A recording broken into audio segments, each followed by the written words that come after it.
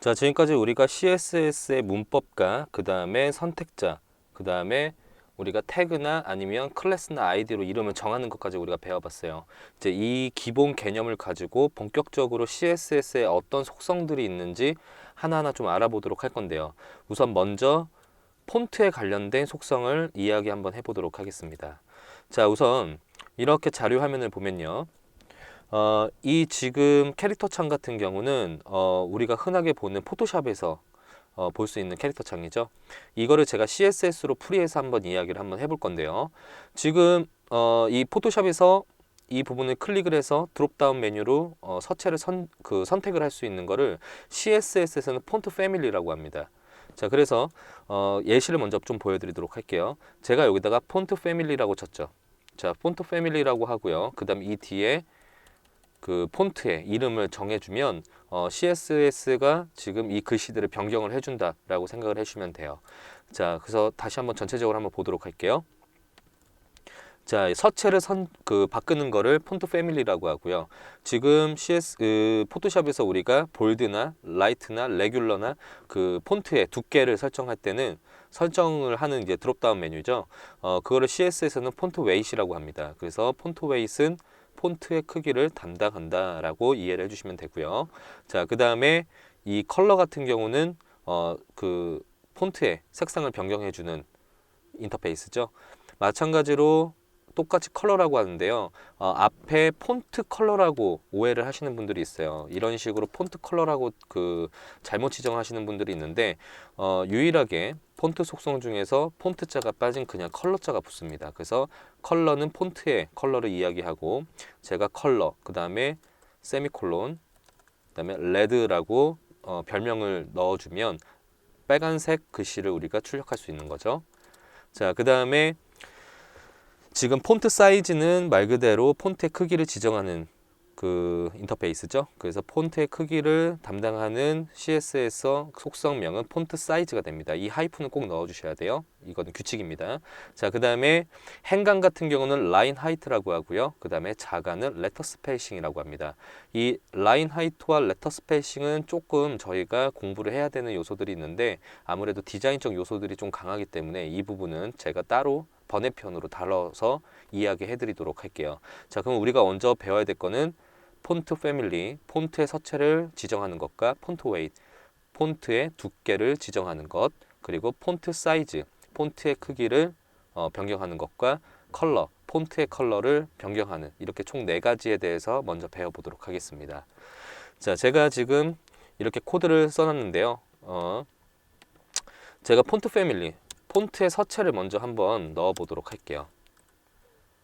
자, 제가 지금 엘리먼트에다 넣지 않고요. 어떻게 했었죠? 바디에다가 지금 이야기를 하고 있죠. 바디는 브라우저에 출력되는 최상위 태그라고 한번 이야기를 드린 적이 있었는데 자, 바디 태그에다가 제가 폰트 패밀리라고 이야기를 했어요. 폰트 패밀리는 아까 이야기했던 것처럼 폰트의 서체를 지정할 때 사용을 합니다.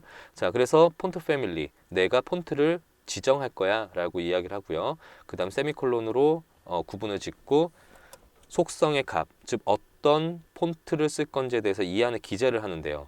자, 봅시다. 우선 제가 나눔 팸 스크립트라는 서체를 썼습니다. 자, 그러면 이거를 제가 지금 브라우저에서 한번 확인을 해보면요. 지금 나눔 펜 서체가 지정이 된 걸 확인해 볼 수가 있죠. 자, 근데 제가 엘리먼트에다가 지정하지 않고 어디다 지정했죠? 자, 바디에다 지정을 했어요. 자, 폰트 속성은 상속의 개념을 갖고 있습니다. 폰트 패밀리는 상속의 개념을 갖고 있다. 자, 이게 무슨 말인지 이해를 좀 시켜드리도록 할게요. 자, 제가 바디에다가 쓰면 바디 안에 있는 모든 자식한테 이 폰트 패밀리가 적용이 된다라고 생각을 해주시면 돼요. 그래서 폰트 패밀리는 상속 개념을 가지고 있다라고 이해를 해주시면 됩니다. 그러면은 일일이 우리가 이 상속 개념이 없다 그러면은 굉장히 불편하겠죠. P 태그한테도 따로 저희가 폰트 패밀리를 지정을 해야 되는 거고 H1이나 H2한테도 일일이 폰트를 지정을 해줘야 되는 불편한 상황이 연속되기 때문에 폰트 패밀리 같은 경우는 상속의 개념을 갖고 있어요. 그래서 최상위 부모한테 지정을 해주면 그 하위에 있는 자식들이 전체가 다 적용이 되는 거죠. 자, 그래서 제가 지금 폰트 패밀리라고 썼고요. 나눔 펜 그 서체를 사용을 했습니다. 자, 그래서 확인해 보면 마찬가지로 현재와 같이 나오게 되죠. 자, 근데 제가 여기다가 나눔 펜 스크립트 말고 이 p 태그만, 이 아티클 태그만 따로 서체를 지정을 할 수가 있어요. 그래서 제가 여기다가 아티클 선택을 해주고요. 그 다음에 똑같이 폰트 패밀리라고 치고요. 여기다가 노토고딕을 한번 써보도록 할게요. 자, 제가 여기서 서체 이름은 그대로 사용을 해주셔야 됩니다. 자, 노토를 한번 사용해 보도록 하겠습니다. 자, 저는 노토 산스 코리안이라는 서체를 사용을 한번 해볼 건데, 자, 이 이름을 그대로 갖고 오고 출력을 하면 적용이 되지 않을 거예요. 우선은 적용이 되네요. 이게 원래 정상적으로는 적용이 되지 않아야 하는데 적용이 되는 이유는 이거는 버그입니다, 여러분. 자, 여기서 보면요, 지금 제가 노토 산스 코리안이라고 했는데 CSS에서는 이거가 이 지금 속성 값이 정상적으로 적용되지 않았다라고 지금 판단을 하고 있어요. 그렇게 판단할 수 있는 이유는 지금 위에는 주황 색깔로 나오지만 어떻게 돼 있죠? 밑에는 그 검정색으로 좀 글씨가 나오게 되죠. 이렇게 검정색으로 나오는 이유는 뭐냐면요. 우선 우리가 위에 보면 지금 위에하고 틀린 어떤 그 문법을 찾아보면 따옴표가 밑에는 없습니다. 자, 그래서 제가 따옴표를 우선 달아줄 거고요.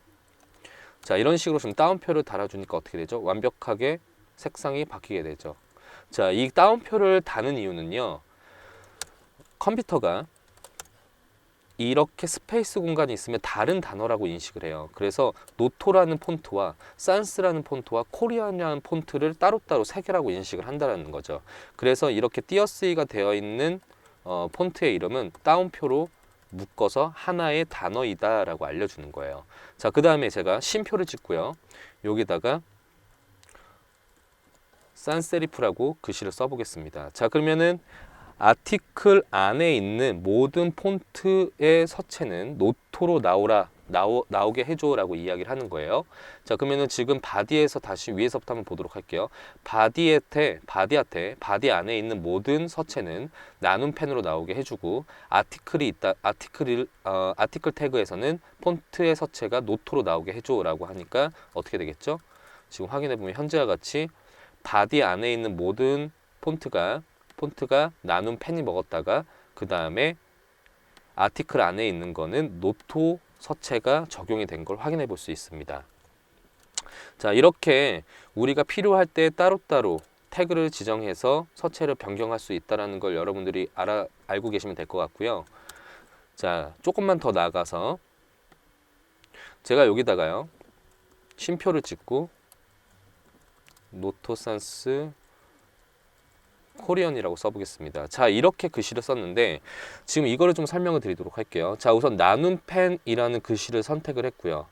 그 다음에 쉼표로 두 번째 서체는 노토산스 코리안이라고 했고요. 쉼표를 찍고 산세리프라고 이야기를 했어요. 자, 이게 무슨 얘기냐면 첫 번째로 나눔 펜 서체가 나오고 사용자의 컴퓨터에 나눔 펜이 없다면 두 번째 노토 고딕이 나오게 해주세요 라고 하고요. 만약에 노토도 없다면 그 다음 산세리프 아무런 고딕 서체로 출력하게 해주세요 라고 해서 마지막에 이렇게 꼭 이야기를 해줘야 됩니다. 자, 그래서 순서 같은 경우는 첫 번째로 나눔 펜이 적용이 되고요. 사용자 컴퓨터에 나눔 펜 서체가 없다라고 하면 다음인 노토 서체가 나오게 되는 거죠. 그리고 노토마저 없다면 아무런 산세리프 서체가 지정되지 않은 고딕 서체가 출력이 되는 겁니다. 그래서 1순위, 2순위, 3순위에 대한 순위를 갖는다고 생각을 해주시면 됩니다. 자, 그래서 폰트 패밀리 같은 경우는 현재와 같이 이런 형태로 쓰게 되고요. 만약에 우리가 좀 특별한 서체를 썼어요. 이런 나눔 펜 같은 경우는 있는 사람도 있고 없는 사람도 있죠, 컴퓨터에.